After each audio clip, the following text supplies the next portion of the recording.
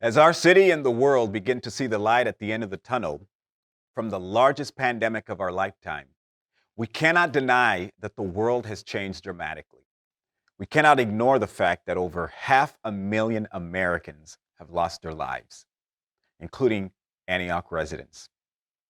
And we can also not forget the countless more who have been impacted by the pain and suffering of having contracted COVID 19 and the pain and suffering of having lost a business or lost your job.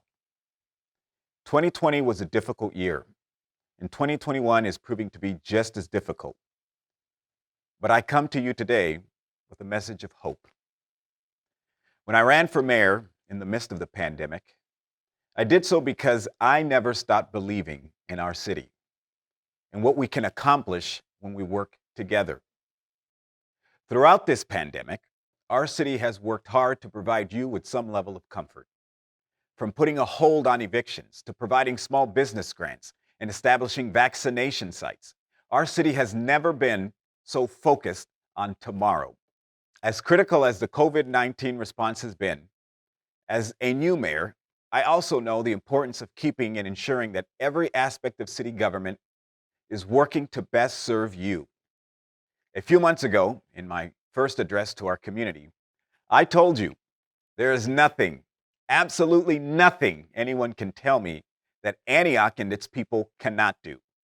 I meant every word of it.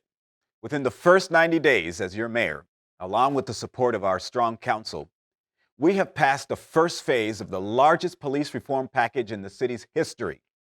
For the first time, and frankly, decades overdue, the city's police officers will be equipped with body-worn cameras. Every police vehicle will be outfitted with dash cams. This will ensure increased public transparency and accountability. In that same spirit, I have a message for police officers from other agencies who have violated the public's trust. Don't even bother to apply to the Antioch Police Department. We're currently working to improve our hiring practices to weed out individuals who have no business being police officers in the first place. Antioch will not be a stop for officers with troubled pasts. Of course, we value the work of our police officers. We value it so much in Antioch that we've placed much responsibility on our police to solve all of our problems. That's not right, and it's not fair to our men and women working to protect our community. From homelessness to mental health, the public has started to redefine law enforcement as social work. We're working to undo this unfair burden placed on our police department so that they can focus on preventing and fighting crime. I want to thank my colleagues on the City Council for moving forward with a proposal to build a city-wide mental health crisis response team to ensure our city is responding to your needs in an appropriate manner. Dispatching our police officers to chase unhoused residents from corner to corner is frankly a gross mismanagement of our city's limited resources. If you are at home watching this message, you understand the privilege of having a place to call home. For that reason, I want to ensure that our unhoused neighbors have the same experience. That is the dignity of having a place to call home. I'm committed to ensuring we stabilize the chronically homeless and move them towards permanent housing. There are many reasons why this is the right thing to do, but no other reason comes close to the fact that we're talking about human beings who only deserve to be treated as human beings. There are some who will be upset with me and my colleagues, and that's fine. I personally will sleep well at night knowing we're fighting to treat people with humanity. While eliminating these responsibilities from our police department is critical for public safety, we cannot naively believe that the police department can prevent all crime on its own, because they can't. They need you. They need me. They need the entire community to be engaged in developing community violence solution strategies, particularly around gun violence. We have seen our fair share, and enough is enough. We have to get to the root of this problem. That being said, Another group that has gone chiefly ignored by the city is our children under the age of 18, which happens to make up a third of Antioch's population. Youth development is a top priority for me and my colleagues. I'm currently working on developing a legislative package for May related to youth that will directly be tied to aiding our school system in improving overall academic achievement and safety.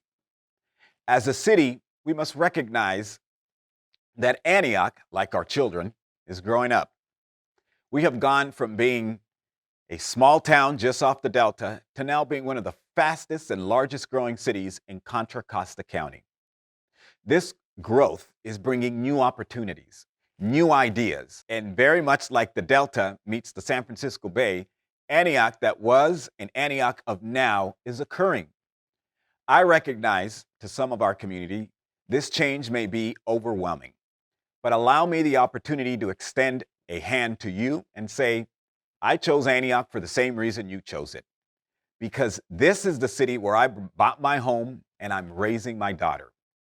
If we all lead with this understanding that Antioch called us because it was our land of opportunity and a place where we can raise our children, I'm certain that many of the walls that exist will evaporate under the shared experience of wanting a place to call home. There is more that unites us than divides us. Regardless of who is in the White House, let us remember that we all have to live together. The national debate does not determine how our parks are funded. It does not determine how we keep our streets clean or support small businesses. What determines that is what we do when we work together. Imagine how much more we can accomplish when we come together as a community and focus on what unites us. As we continue working towards a new normal, I recognize that the road ahead will still have hurdles that our city must overcome in order to truly make our city the best version of itself that it can be.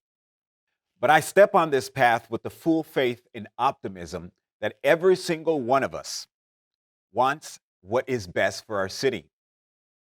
In closing, I want to thank you for providing me with the honor of serving as your mayor.